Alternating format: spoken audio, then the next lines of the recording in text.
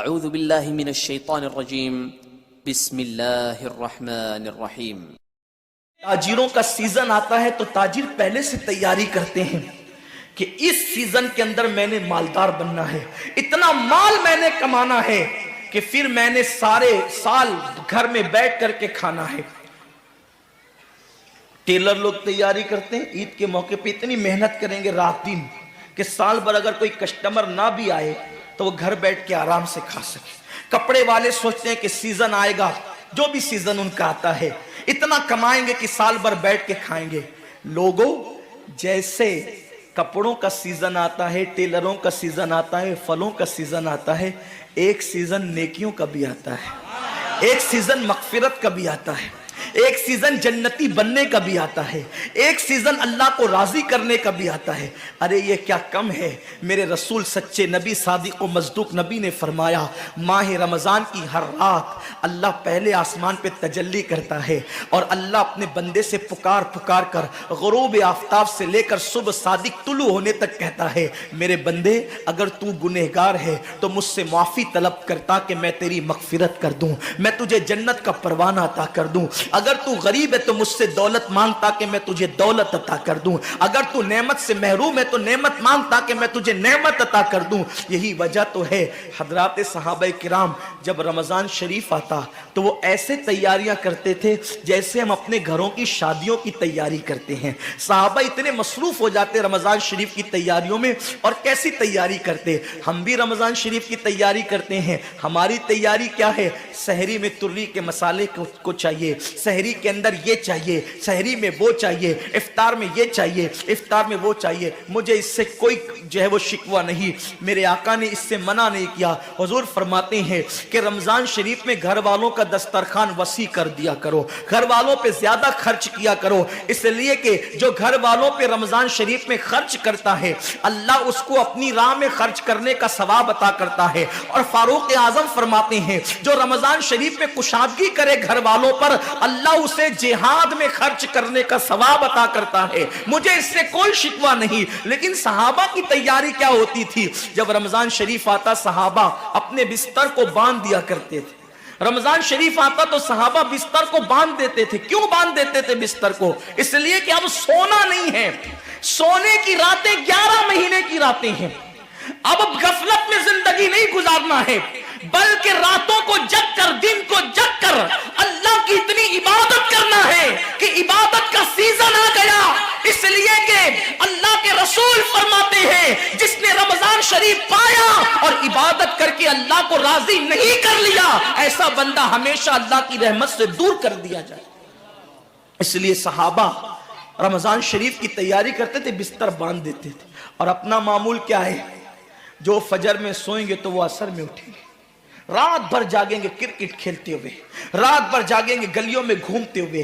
میرے آقا صلی اللہ علیہ وسلم کے دیوانوں، بہت قیمتی وقت آ رہا ہے، بہت قیمتی مہینہ آ رہا ہے۔ یہ وہ مہینہ ہے جو جہنمیوں کو جنتی بناتا ہے۔ آقا کریم صلی اللہ علیہ وسلم فرماتے ہیں ہر افطار کے وقت اللہ 60,000 ایسے جہنمیوں کو جہنم سے آزاد کر کے جنتی بناتا ہے جن کا جہنمی ہونا واجب ہو گیا تھا۔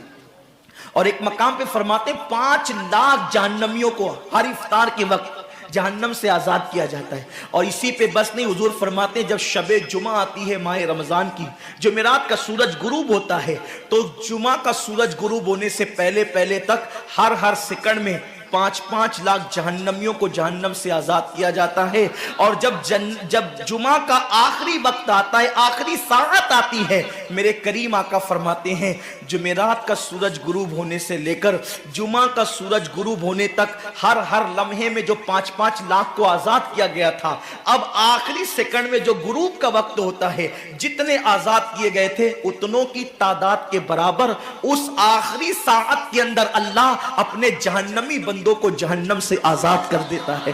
کتنا قیمتی وقت ہوتا ہے، افطار کا وقت کتنا قیمتی ہے، سحری کا وقت کتنا قیمتی ہے، لیکن اس وقت بھی ہم کہاں لگے ہوتے۔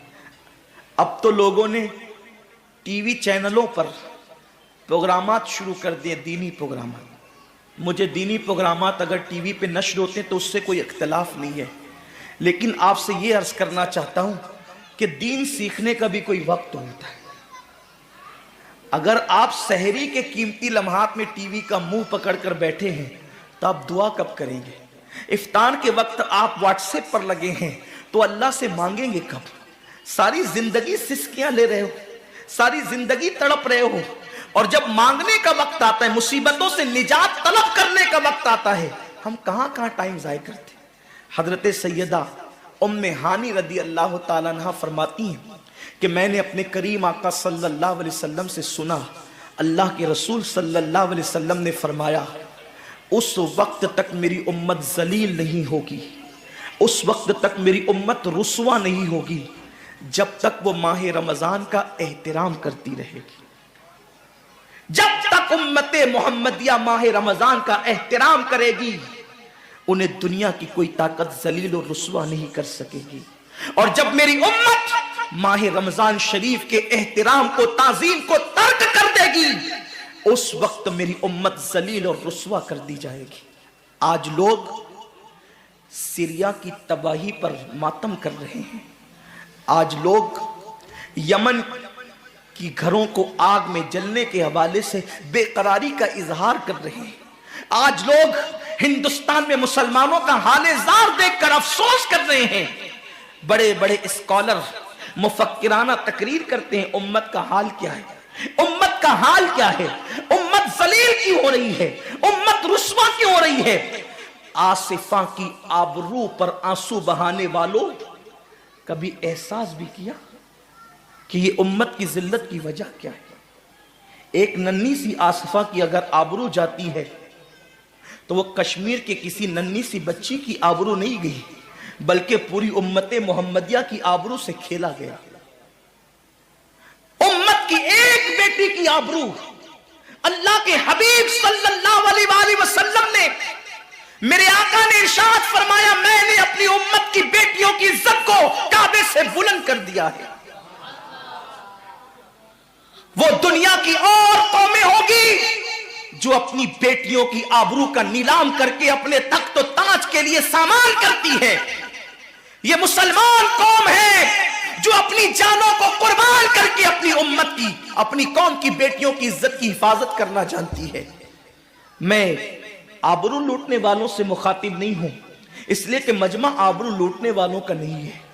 جو سن رہے میں ان سے بات کرنا چاہتا ہوں, جن تک میری آواز پہنچ نہیں سکتی میں ان سے مخاطبت نہیں کرنا چاہتا. اہل سیاست کے معاملات جانے, ظالم اپنے ظلم کے انجام کو پہنچنے کے لیے تیار رہے, کفر کردار تک کے کافر اپنے کفر کے انجام کو پہنچنے کے لیے تیار رہے.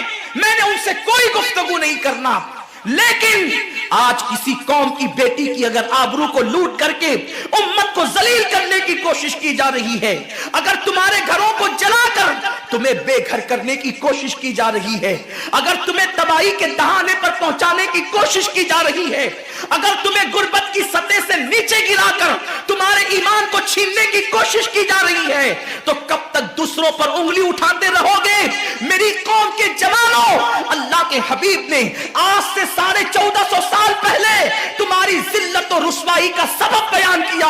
اقبال رونا روتے ہیں وائے ناکامی متائے کارواں جاتا رہا, کارواں کے دل سے احساس زیا جاتا رہا. ماہ رمضان میں شراب کے اڈوں کو آباد کرنے والے, ماہ رمضان میں زنا کے اڈوں کو آباد کرنے والے, ماہ رمضان میں چھپ چھپ کر کھانے والے, ماہ رمضان میں اللہ اکبر اپنے ہاتھوں کی انگلیوں سے انٹرنیٹ کی جو ہے وہ بٹن کو چھیڑ کر کے زنا کے مناظر دیکھنے والے, اپنے ماں باپ کا دل دکھانے والے, لوگوں پہ ظلم کرنے والے, نماز کے اوقات میں بستر کی پہ سکون کی نیند سونے والے, دل کھول کر کان کھول کر اپنے ایمان کے کانوں سے, اپنی غیرت کے کانوں سے, اپنے دل کے کانوں سے میرے نبی کی اس حدیث کو سن لو.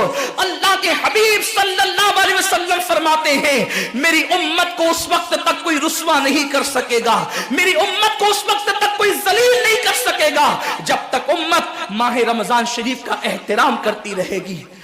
حضرت ام ہانی نے پوچھا یا رسول اللہ ماہ رمضان شریف کا احترام کرنا کیا ہے اور رمضان شریف کا حق ضائع کرنا کیا ہے؟ आका फरमाते हैं जो रमजान शरीफ में भी कबीरा गुनाहों में मुब्तला होते हैं वो रमजान शरीफ के हक को ज़ाय करते हैं, और जो रमजान शरीफ के हक को ज़ाय कर दे फिर उस वक्त उम्मत को जिल्लत और रुसवाई से दुनिया की कोई ताकत बचा नहीं सकती। आज माह रमजान शरीफ का एहतराम क्या हो रहा है? कल तक के मुसलमान और दिनों में गुनाह करते थे, लेकिन रमजान शरीफ आता था तो कम से कम फिल्में लोग देखना बंद कर देते थे, दाढ़ियां मुड़ाना बंद कर देते थे, मस्जिदों को आबाद करना शुरू कर देते थे। अब तो लोग किस कदर बेबाक हो गए, किस कदर निडर हो गए कि रमजान शरीफ में भी लोग अपने आप को गुनाहों से नहीं रोकते, बल्कि मेरी कौम का जवान बड़े धड़ल्ले से कहता है यार अपने से रोजा नहीं रखा जाता, इसलिए कि हमें तो गुटके की आदत है, हमें तो पान की आदत है, हमें तो सिगरेट की आदत है। शर्म करो, शर्म करो। नबी के नाम पे जान कुर्बान करने की बात करने वालों, जो नबी के नाम पर 12-16 घंटे भूखे और प्यासे न रह सके वो नबी के नाम पे जान क्या कुर्बान कर सकते।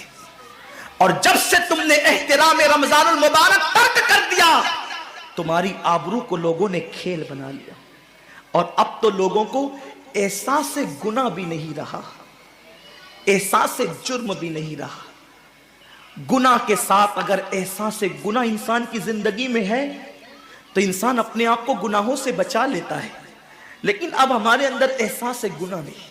अब तो हम गुनाह को हुनर समझते हैं, अब तो हम गुनाहों को फैशन समझते हैं। एहसास से गुनाह क्या है? अगर इंसान गुनहगार हो और एहसास से गुनाह भी हो तो वो एक न एक दिन सुधर जाता है, वो एक न एक दिन संवर जाता है। हमारे पास एहसास से गुनाह खत्म हो गया। आइए बताऊं, एहसास से गुनाह